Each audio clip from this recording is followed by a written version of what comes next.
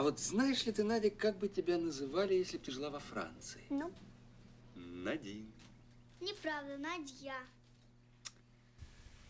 Вот что Надя. About midway through the film, we come to what I think is its most interesting sequence. Mitya, who's been mysteriously returned after an absence of many years, is going to tell the story of where he's been. Mikhailkov begins the sequence by creating a stage space, which makes Mitya not just a storyteller, but also a director or writer or puppeteer, as it happens. He brings Nadia on stage as his ostensible audience, but of course he's really talking to everyone else in the room, who's off screen at the moment. But of course, the real audience for all of this is us, the audience of the film. So right from the start, we're working with a very layered space. It's very unnatural how Mitya is able to sustain what proves to be a 4-minute monologue with not so much as a cough or a sigh from the half-dozen other people in the room, none of which are visible in this shot. One of the intriguing things about this sequence is just how transparent it is. Mitya is acting out his words. He hides himself behind a screen when he talks about being exiled. He gets up and walks around when he talks about roaming for many years. For English audiences, the subtitles are almost literally spelling out the subtext through the reversed names and place names. This transparency helps create tension in the first part of this sequence. We're about halfway through a 4-minute shot. That's a long time to spend watching these two characters, the storyteller and the one innocent in the room who wouldn't know what he's so obviously doing. Mikhailkov is denying us any on-screen reaction to Mitya's story, and we feel that denial more and more as the scene progresses. Notice that as he talks about how the hero of his story went roaming far and wide, Mitya goes roaming into the other room, and we see one of the household members who has presumably been listening all along. But there's something about the way Mitya's performance to this household audience is established that feels haphazard. His voice at times seems too low to register to people in adjoining rooms. The sense of overall space in this moment lacks a certain integrity. Но они погибли в той войне с буржуинами. Ему некуда было больше идти, он прямо с поезда побежал в дом к своему учителю.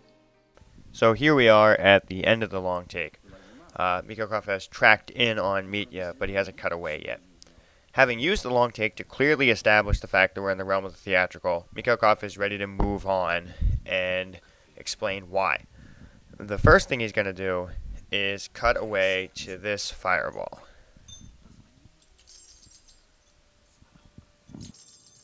What the F is that? It's worth noting that this film came out the same year as Forrest Gump, with its infamous feather that through digital manipulation just happens to land on Forrest's feet and symbolizes the happy-go-lucky whims of fate and history. Sort of the opposite effect of this fireball, even if it's basically the same device. I admit that when I saw Forrest Gump as a college kid, I thought that the feather was pretty poetic. But the more I watch this scene in this movie, the more I think about it, the more impressed with it I am. The way tension's created in this sequence, for instance, is clever. In the first half of the sequence, it came from the dearth of reactions from the on-screen audience who we knew was there.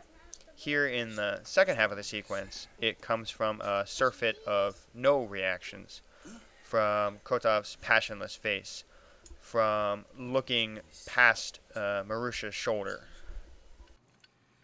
At this point, Mikhailkov is finally introducing some cutaway reaction shots from the people who've been listening to Mitya's story the whole time.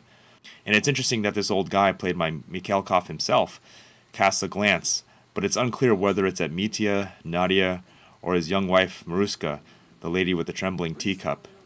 So again, the sense of spatial integrity is willfully distended, and even more so with this damn fireball entering the house.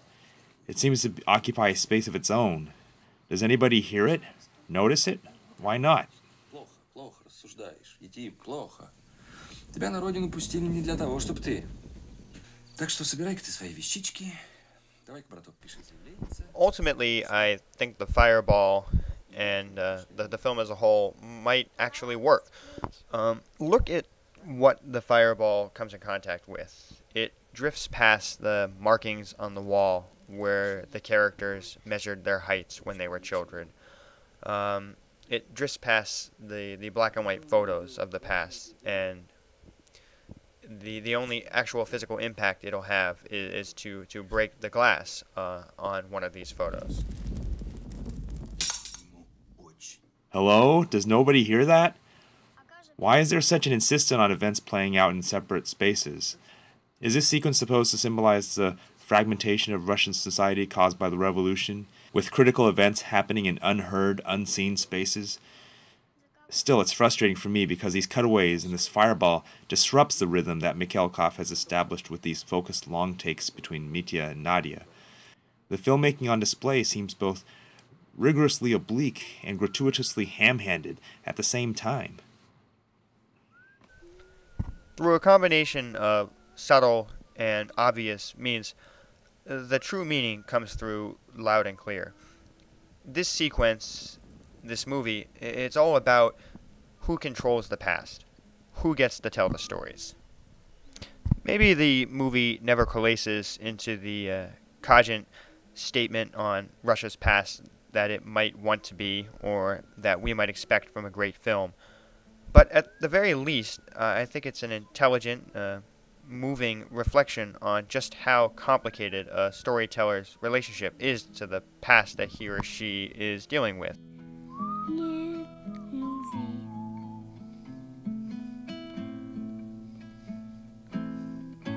Просто